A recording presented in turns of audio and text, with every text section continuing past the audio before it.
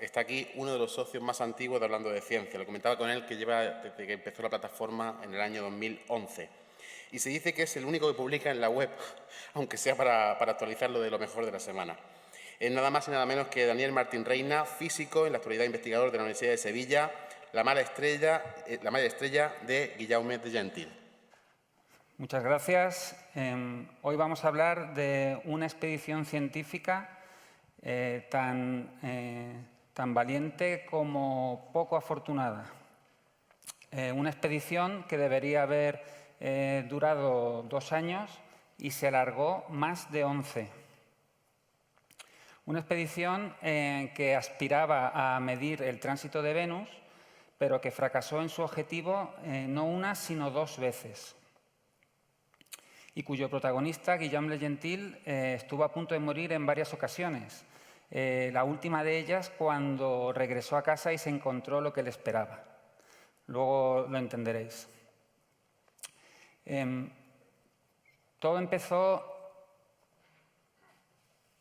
a principios del siglo XVIII, cuando el astrónomo inglés Edmund Halley predijo que el 6 de junio de 1761 el planeta Venus atravesaría el disco solar.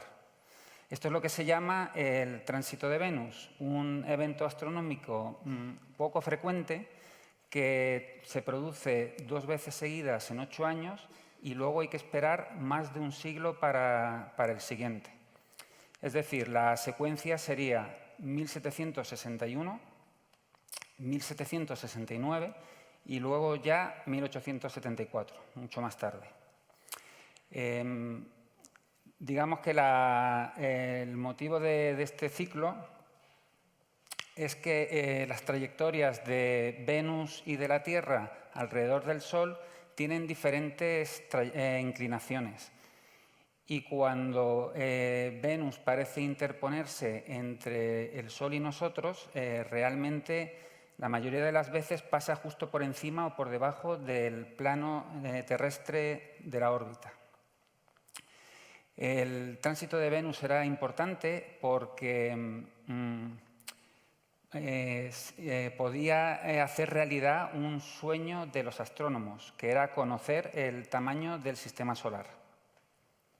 Hasta ese momento solo se podía saber las distancias relativas entre el Sol y los planetas. Digamos que midiendo el tiempo que tarda un planeta en completar una órbita alrededor del Sol y luego aplicando la tercera ley de Kepler, si tomamos como referencia la distancia entre el Sol y la Tierra, pues los astrónomos sabían, por ejemplo, que la distancia entre el Sol y Júpiter era 5 veces mayor. La gracia de todo esto es que el tránsito de Venus permitiría calcular la distancia entre el Sol y la Tierra y a partir de ese cálculo poder calcular la distancia entre el Sol y el resto de los planetas. Claro que para ello había que hacer algo de trigonometría cósmica, y eso implicaba organizar expediciones científicas a puntos lo más alejados posibles del globo terrestre para calcular su localización geográfica exacta y medir desde allí el tiempo que tardaba Venus en completar el tránsito. Eso fue lo que le pidió Halley a sus colegas de todo el mundo y uno de los que aceptó el reto fue nuestro protagonista, Guillaume Le Gentil. Le Gentil trabajaba entonces en el Observatorio de París y se ofreció a viajar a Pondicherry, una colonia francesa de la India, donde sería visible todo el tránsito. Aquel fue el principio de un viaje bastante accidentado. Para empezar, Francia e Inglaterra estaban entonces en la Guerra de los 7 años. Y ya sabemos que las guerras no entienden de expediciones científicas. Entonces, ese primer tramo del viaje, Le Gentil tuvo que enfrentarse, tuvo varias escaramuzas con barcos británicos, aunque por suerte pudo esquivarlos o huir. Bueno, dobló el Cabo de Buena Esperanza y llegó a la isla Mauricio. Allí se enteró que Pondicherry, que era su destino, estaba sitiada por los ingleses. Bueno, él en principio siguió con su plan, avanzó, pero a mitad de camino le dijeron que Pondicherry había caído ya en manos británicas, con lo cual no tuvo más remedio que dar media vuelta, y ese primer tránsito le pilló en medio del Océano Índico. ¿Sabéis cómo pudo medir con precisión el tránsito de Venus en un barco con el vaivén en alta mar? Pues no pudo, así que las condiciones eran imposibles, así que bueno, aquel primer tránsito fue un completo fracaso. Pero sabía que tendría una segunda oportunidad en 1769. Así que en vez de regresar a Francia, se quedó en Mauricio. Total, 8 años se pasan volando.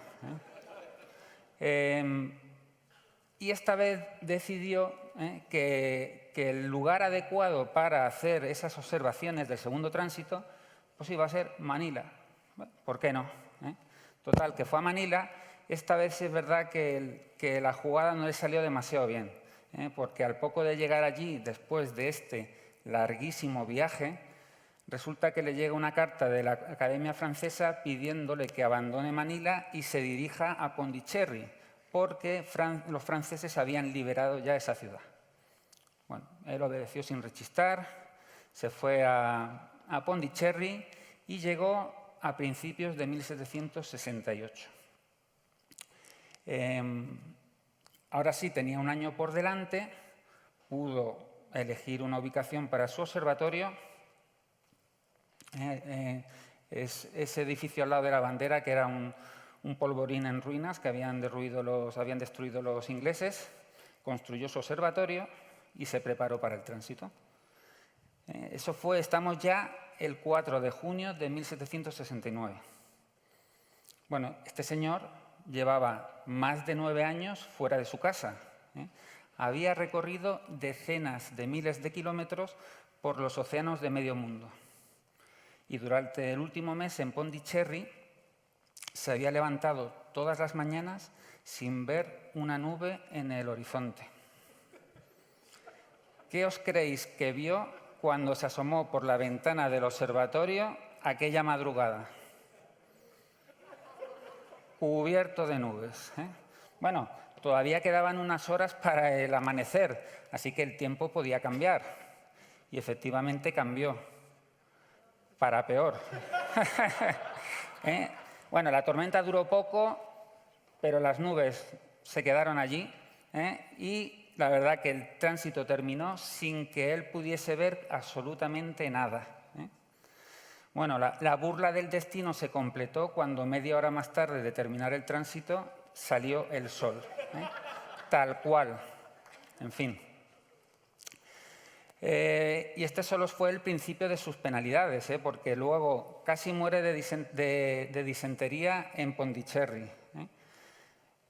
Al volver a Francia también estuvo a punto de naufragar en el Cabo de Buena Esperanza. Y ahora viene la traca final, que es cuando casi le da el infarto, porque cuando llega a París se entera que sus familiares lo habían dado por muerto para repartirse sus posesiones, su mujer se había casado con otro porque no tenía noticias de él y hasta la Academia Francesa lo había borrado de su nómina.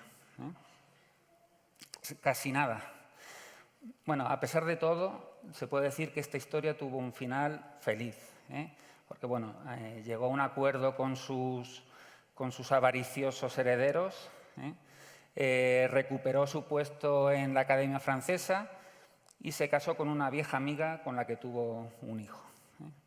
También escribió un libro en el que explicaba las vivencias de sus viajes, en el que incluía algunas cartas marinas que había estado elaborando durante la expedición.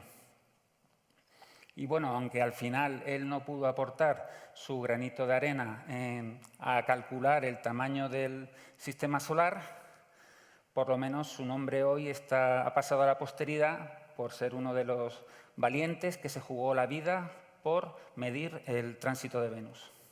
Muchas gracias.